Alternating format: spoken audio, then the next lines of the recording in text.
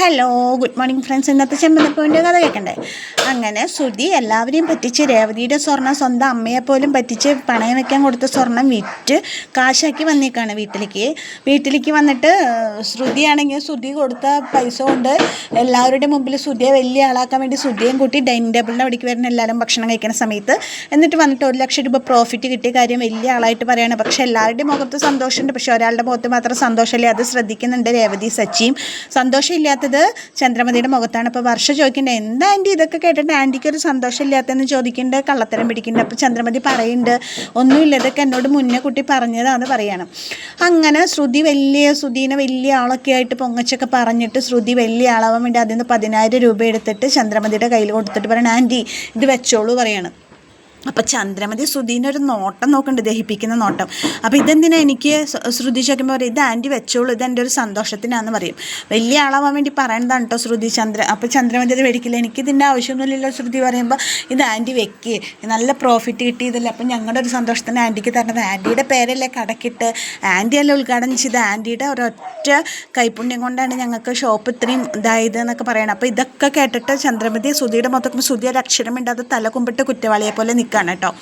അങ്ങനെ 10,000 രൂപ കൊടുത്തപ്പോൾ സച്ചി പറയുന്നുണ്ട്, അല്ല സ്വന്തം മകന് കച്ചവടം നടന്ന് ഇത്ര വലിയ ലാഭം ഉണ്ടായിട്ട് 10,000 രൂപ അമ്മയുടെ കയ്യിൽ കൊടുത്തിട്ട് അമ്മയ്ക്ക് ആ സന്തോഷമൊന്നും കാണാനില്ലല്ലോ മുഖത്ത്, ഇതിലെന്തോ പന്തികേടുണ്ടല്ലോ എന്ന് പറയാണ് സച്ചി.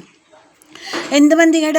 ഒരു പന്തികേടും ഇല്ല, എനിക്ക് സന്തോഷം കൊണ്ട് വാക്കുകൾ വരുന്നില്ല അതാ എന്ന് പറയും ചന്ദ്രമതി. എന്നിട്ട് ചന്ദ്രമതി പറയും, അതെ ഞാൻ ഈ പൈസ ഞാൻ ഈ പൈസ എടുത്തിട്ട് അലമാരയിൽ വെച്ചിട്ട് വരാമെന്ന് പറഞ്ഞിട്ട് ചന്ദ്രമതി ഫുഡ് കഴിക്കാനോടത്തുനിന്ന് എഴുന്നേറ്റ് പോയി കൈ കഴുകിയിട്ട് പോണ പോക്കലോട് ശ്രുതി ഒന്ന് വന്നേ പറഞ്ഞിട്ട് ശ്രുതിനെ വിളിച്ചിട്ട് പോകുമ്പോൾ ശ്രുതിയും പറയുന്നുണ്ട്, ശരിയാ ആൻറ്റിക്ക് എന്തോ ഒരു സന്തോഷമില്ലല്ലോ എന്ന് ശ്രുതിയും പറയുന്നുണ്ട്. അപ്പോൾ ചന്ദ്രമതി പറയുന്നുണ്ട്, അല്ല അതെനിക്ക് സന്തോഷം കൊണ്ട് വാക്കുകൾ കിട്ടാണ്ടാന്ന് ചന്ദ്രമതി പറയുന്നുണ്ട്. അങ്ങനെ ശ്രുതിനെ വിളിച്ചിട്ട് അകത്തേക്ക് കൊണ്ടുപോയിട്ട്, ഇവിടെ പാടാ നാശം പിടിച്ചവൻ, ഏത് ഗതികെട്ട നേരത്താണാവോ നീ എൻ്റെ വയറ്റിൽ പറഞ്ഞത്, കള്ളത്തരത്തിൻ്റെ മുഴുവൻ എല്ലാ പാഠങ്ങളും പഠിച്ചിട്ടുണ്ട് അവൻ, എന്നെ കൊല്ലാക്കൊല ചെയ്യാനായിട്ട് ജനിച്ചതാ നീ എന്നൊക്കെ പറഞ്ഞിട്ട് ശ്രുതിനെ പിടിച്ച് അടിക്കുകയാണ് റൂമിൽ പോയിട്ട്. ഇതൊക്കെ സച്ചി അറിഞ്ഞാലത്തെ അവസ്ഥ നീ ഒന്ന് ആലോചിച്ചിട്ടുണ്ടോ?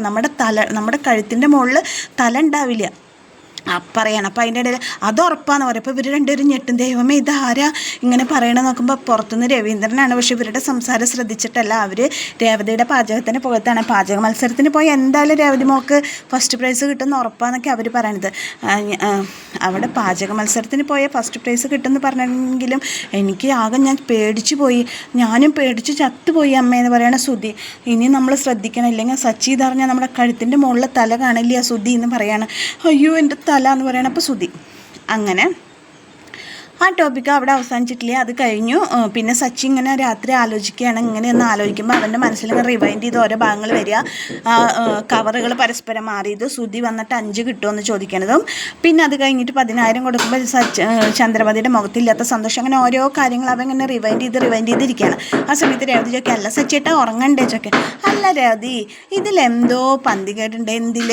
അല്ല ശ്രുതിക്ക് ഈ പൈസ കിട്ടിയിട്ട് അമ്മയ്ക്കൊരു സന്തോഷമില്ല, ശ്രുതിക്ക് കച്ചവടം ഉണ്ടായിട്ട് അമ്മയ്ക്കൊരു സന്തോഷമില്ല, നീ ശ്രദ്ധിച്ചു? ഞാനും ശ്രദ്ധിച്ചു.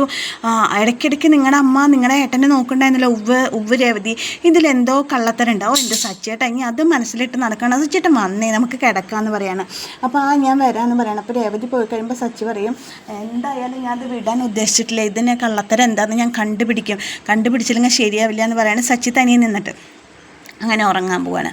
പിറ്റേ ദിവസം പുതിയൊരാളല്ല, ഉണ്ടായിരുന്ന ആൾ തന്നെയാണ്, പക്ഷേ കുറേ കാലമായിട്ട് ജയിലിലുണ്ടായിരുന്നു. നാട്ടുകാരെ മുഴുവൻ കിടുകിട വിറപ്പിച്ച് എല്ലാവർക്കും കൊള്ളപ്പലിശയ്ക്ക് പണം കടം കൊടുക്കുന്ന ആരാന്നറിയാം, രേവതിയുടെ ജീവിതത്തിൽ സുച്ചിയുടെ ജീവിതത്തിന് ഭീഷണിയായിട്ടുള്ള ഗജാനന്ദൻ ജയിലിൽ നിന്ന് ഇറങ്ങിയിട്ടുണ്ട്.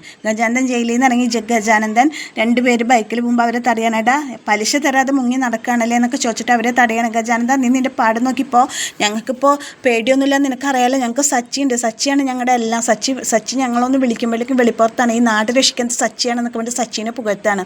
അപ്പോൾ ഗജാനന്ദൻ പറയും, മര്യാദയ്ക്ക് എൻ്റെ പലിശ എന്നിട്ട് പോടാ എന്ന് പറഞ്ഞിട്ട്, നിനക്ക് പലിശ മുതലടക്കം ഇരട്ടിക്ക് ഞാൻ തന്നു കഴിഞ്ഞു, ഇനി നീ ഞങ്ങളെ തടയരുത് പറയണം.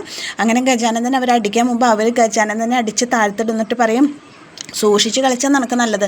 നിന്നോട് ഈ നാട്ടിൽ കണ്ടുവരുതെന്ന് സച്ചി പറഞ്ഞിട്ടുള്ളതല്ലേ, ഏരിയ വിട്ടുപിടിച്ച മോനെ, അതാ നല്ലത്. ഇനി നിൻ്റെ കളികളൊന്നും ഇവിടെ വില പോവില്ല എന്ന് പറഞ്ഞിട്ട് അവരങ്ങനെ ഗജാനന്ദനെ മിരട്ടിയിട്ട് ആൾക്കാർ പോകണം. അപ്പോൾ ഗജാനന്ദൻ്റെ കൂടെയുള്ള ഗുണ്ട പറയണ നമ്മളിപ്പോൾ ഇവിടെ നിന്നിട്ട് വിലയില്ല, നമുക്ക് ഏരിയ മാറ്റി പിടിക്കാൻ നല്ലത് പറയുമ്പോൾ ഗജാനന്ദൻ പറയാം അത് നടക്കില്ല. അങ്ങനെ പേടിച്ചോടുന്നതിനല്ല ഈ ഗജാനന്ദൻ, സച്ചിയാണ് ഇതിനെല്ലാത്തിനും കാരണം, അവനുള്ള പണി ഞാൻ വെച്ചിട്ടുണ്ട് എന്ന് പറയണം.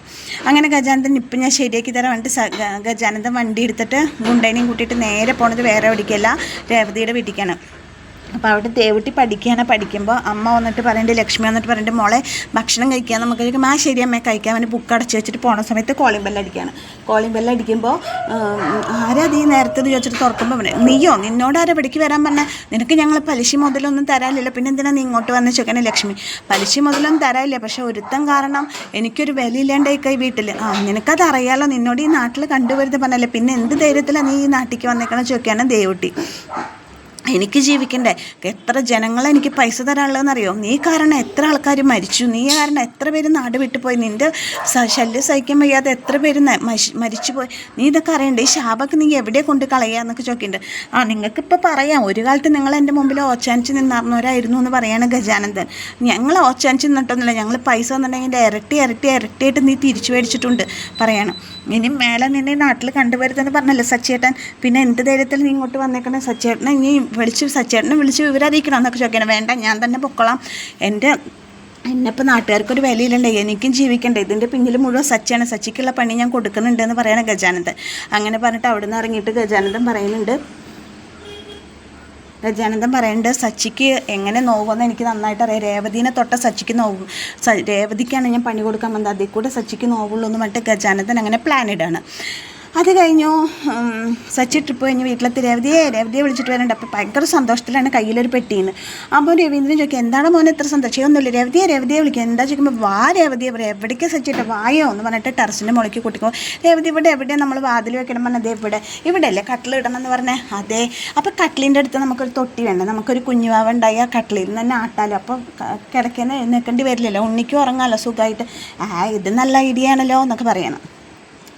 നിനക്ക് ഞാനൊരു സാധനം കൊണ്ടുവന്നുണ്ട് എന്നാ പറഞ്ഞിട്ട് സച്ചി രേവതിക്കൊരു പൊതി കൊടുക്കുമ്പോൾ രേവതി ഇത് എന്താ സച്ചിയുടെ തുറന്നു നോക്കുക പറയും. അപ്പോൾ ആ ബോക്സ് തുറന്നു നോക്കുമ്പോൾ അതിൻ്റെ ഉള്ളിൽ നല്ല ഭംഗിയുള്ളൊരു പാവക്കുട്ടിയാണ്. പാവക്കുട്ടി കാണുമ്പോൾ രേവതി ഇതെന്താ സച്ചിയേട്ടാ, നിനക്കിഷ്ടമായോ?